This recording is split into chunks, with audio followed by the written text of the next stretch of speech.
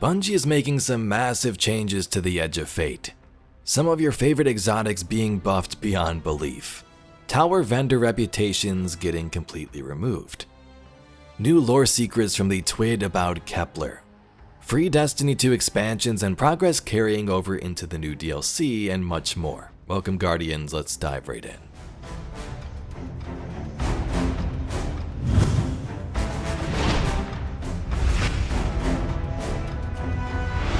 So this week in Destiny is a pretty big blog post.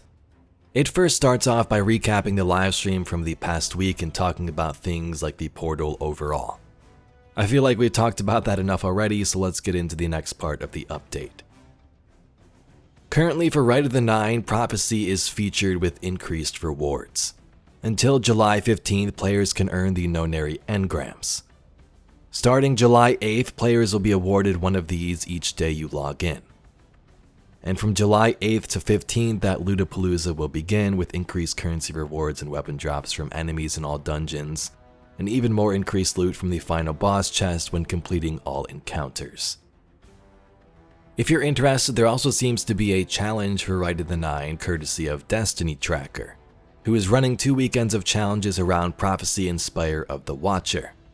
From July 4th to 6th, you can complete Prophecy on Eternity mode as fast as you can.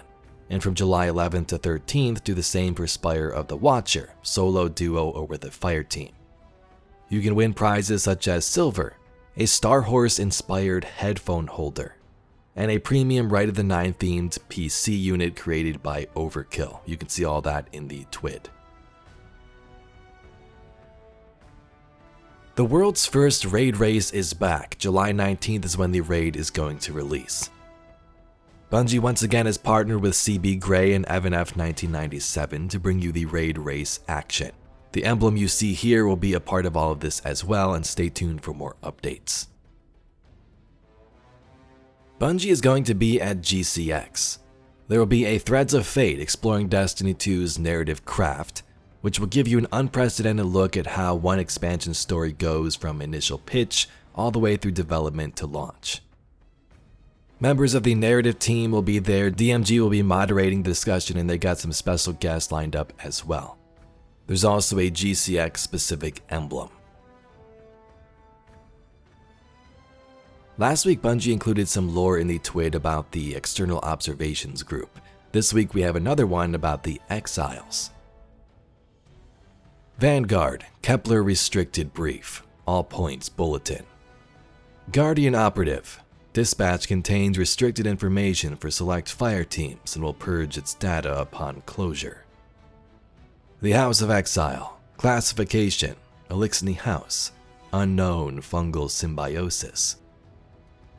Hazards: Standard Elixni armaments, mines, and traps. Modified armament: Strand Spear and Stasis Screen. Heightened reactions and subdued pain response. Telepathically receptive.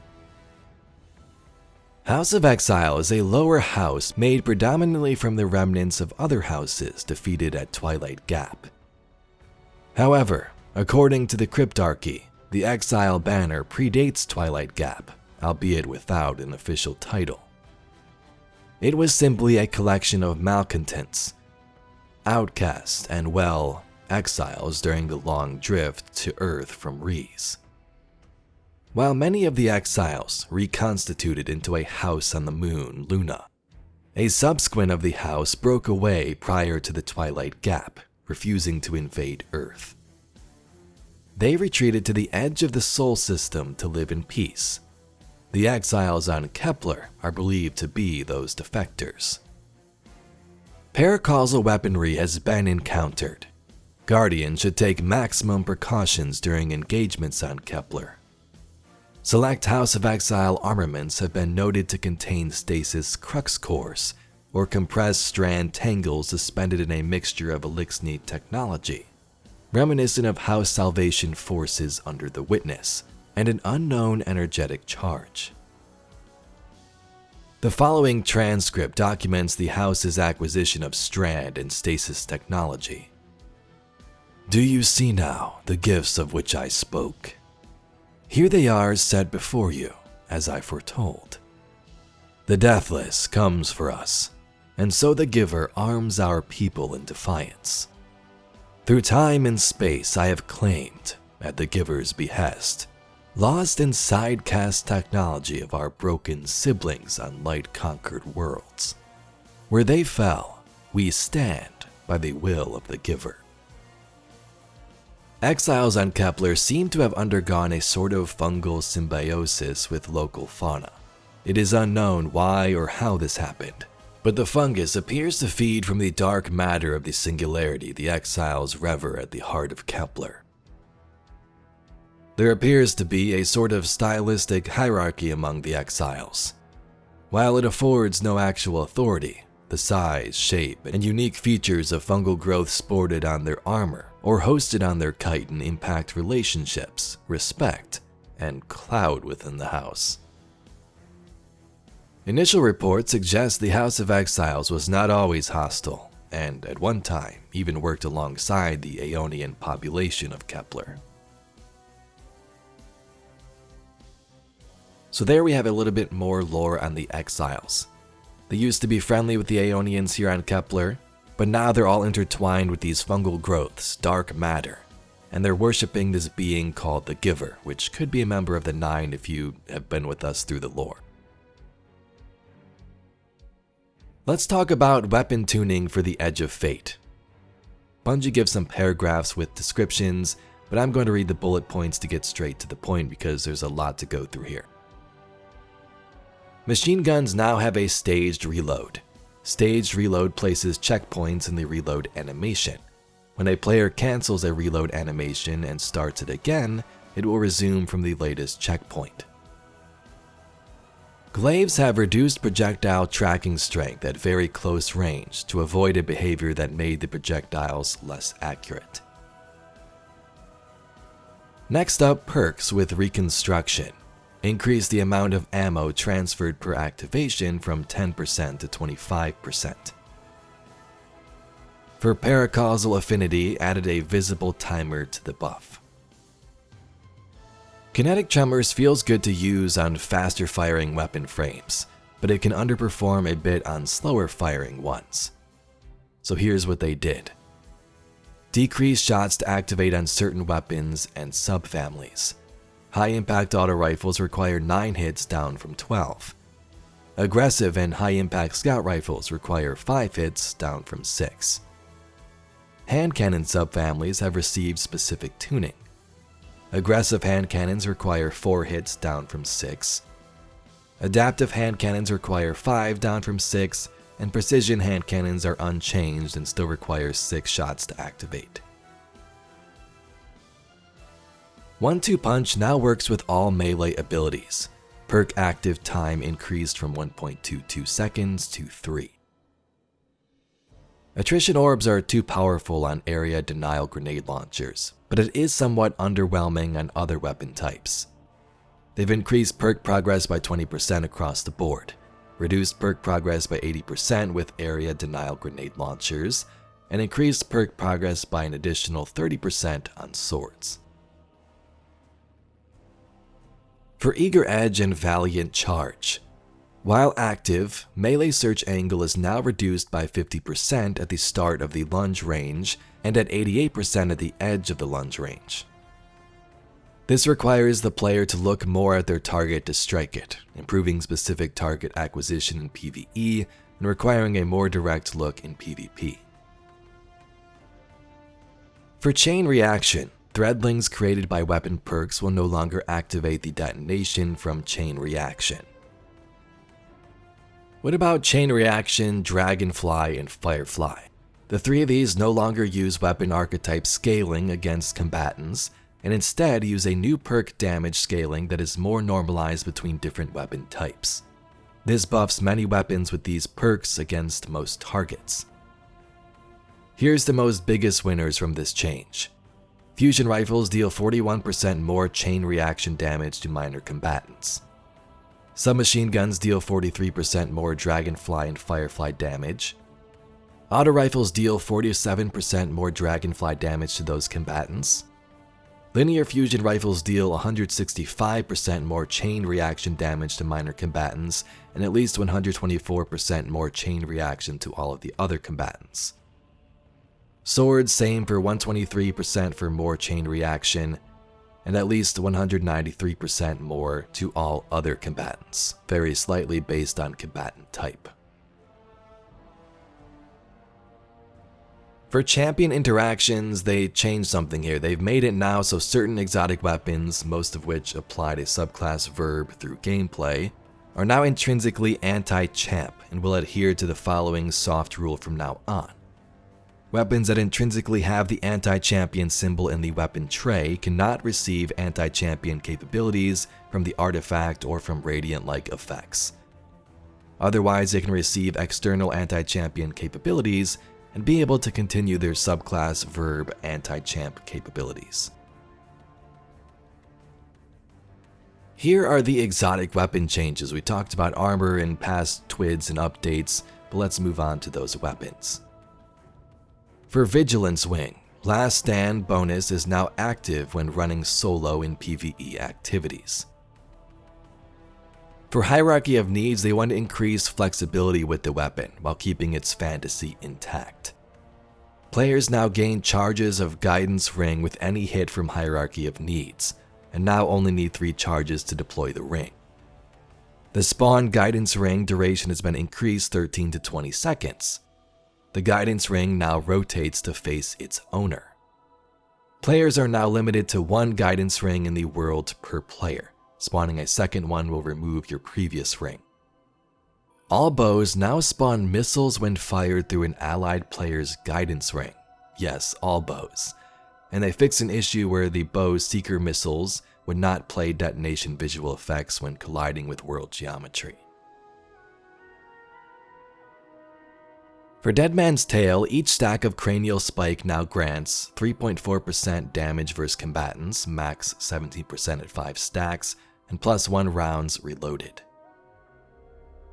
Duality added a secondary activator for the On Black Wings, now gives the buff when landing most of your pellets on a target.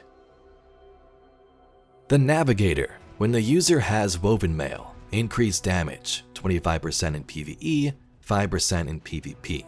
They've increased ammo generation stat too. Wicked Implement is now rapid fire RPM. Now takes 1 additional hit to start slowing and to freeze to account for the faster rate of fire. Increased magazine size to 20 and is intrinsically now anti-overload. Heart Shadow increased ammo reserves, reduced cost of heavy attack to 3 from 4, and added defeats while shot in the dark is active, make you invisible once more. Worldline Zero's lunge distance is increased on the heavy Tesseract attack by 3 meters. Remove the ability to chain 2 blink attacks back to back, and added a new effect. Defeating a target with Tesseract allows you to Tesseract again for a short duration. Devil's Ruin removed fire on release behavior. Beam is now behind special reload. Kills with the weapon make fire sprites, and picking up a fire sprite enables the special reload. Beam now scorches on hit and ignites on kills.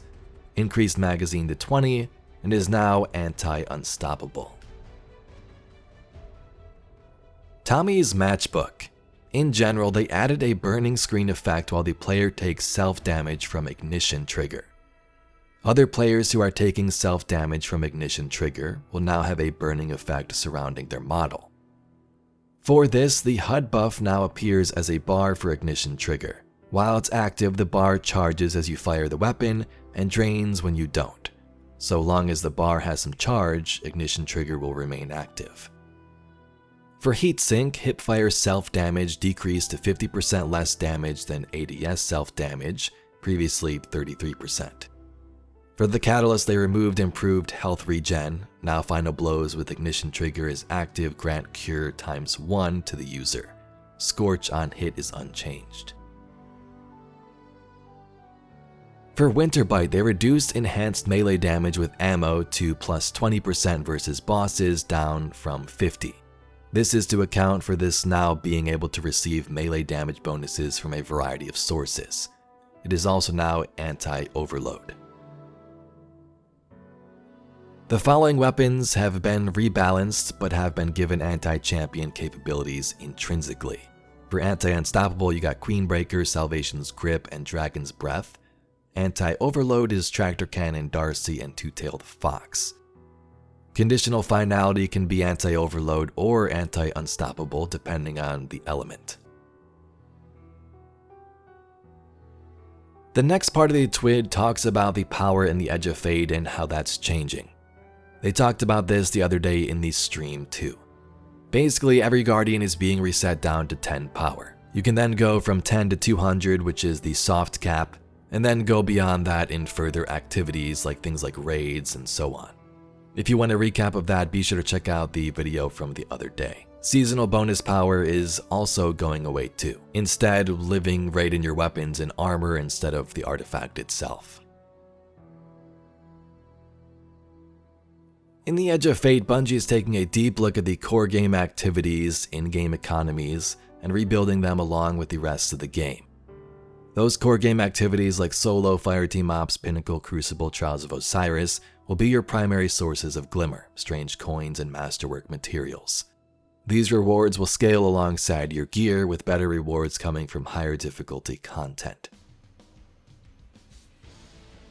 Along with Armor 3.0, Masterworking new pieces of armor will have their cost change depending on the tier of armor piece.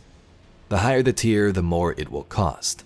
They want players to be able to engage with the Masterwork system without them having to worry about wasting materials on lower tier gear. So here's a table with the cost of Masterworking every tier of armor.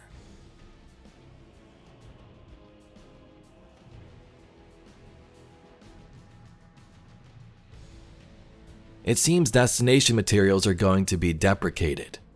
Master Rahul will no longer accept destination materials, and they will no longer have any value. This is the list of them that can be safely deleted after July 15th. Here are some activity reward changes. For Vanguard Ops Onslaught, Brave Arsenal weapons will be moved to part of Xur's wares. Only the standard non-foil versions of these weapons will be available, and Zavala will no longer offer Onslaught attunement. For Nightfalls, the weapons are now legacy gear. Nightfall loot pool will be updated to include all previous Nightfall weapons that have origin traits. Nightfall rewards are on a knockout list until all Nightfall weapons have been unlocked. Grandmaster Nightfalls no longer exist, as their purpose and function have been transferred to the portal screen and conquests. For Legacy Rituals, Crucible, Gambit, Vanguard Ops, activities that don't offer tiered gear required some adjustments in the new system. Ritual Reputation reward tracks have been removed. Ritual engrams are also gone, and Legacy focusing remains, but costs have been updated with the removal of Ritual engrams. So Legacy armor and weapons will cost 15,000 Glimmer and 3 enhancement cores. Furthermore, in the Edge of Fate, you'll notice that the vendor reputation system has been removed from vendors in the tower, with the exception of Hawthorne. This new approach comes hand in hand with a rebalance of rewards throughout the game. They say that removing these reputation tracks allows us to be more rewarding with currencies and gear that drop from activities. So here's a big list of additional changes coming to vendors with the new expansion. So Xur will not sell legendary armor in the Edge of Fate. He will sell 2 exotic armor pieces per class per week. He'll still have catalysts, but they've been moved to Strange Coin Gear Offers submenu. He will also sell exotic class items each week too. He'll have 9 legendary weapons per week. The Brave Arsenal weapons have been added to his inventory. Legacy Nightfall and Trials weapons are also added here. A rare chanted adept weapon showing up. Weapons from Echoes, Revenant, and Heresy added, and he'll no longer sell a variety of engrams. Ada offers 20 Threader bounties per class per season. She's got an expanded inventory that now includes legacy armor previously offered by Xur. New players can get a one-time bundle of exotic armor tokens, and transmog bounties have been reworked. Bungie's reputation system has been removed. Bounties and gear dismantling no longer give you reputation. He no longer sells upgrade modules, gunsmith engrams removed, and legacy weapons cost 15,000 glimmer and 2 enhancement cores. For the Cryptarch, reputation system removed too. Edge of Fate exotic armor now unlocked via the legendary campaign. For ghost mods, old armor ghost mods have been deprecated, replaced with a new set. Some activity mods are gone too, and new activity mods are coming in a future update. For Osirian and Nightfall ciphers, they are unused in the Edge of Fate but not deleted. Bungie is planning to use them in Destiny 2 Renegades later this year. Starting July 8th next week and until July 22nd, all currently available Destiny 2 expansions, as well as the 3 available episodes, will be available for free on all supported platforms. And the cherry on top, all the currencies, gear, title, triumphs, and cosmetics earned during that open access period are yours to keep. So if you're new and are still watching to this point somehow, jump in for free. But Guardians, that brings us to the end of this week in Destiny. It was a big update, and let me know your thoughts in the comments down below. If you'd like to see some more Destiny news, lore, and mysteries just like this video, please be sure to subscribe to the channel. I thank you very much for watching, and I'll catch you all in the next video.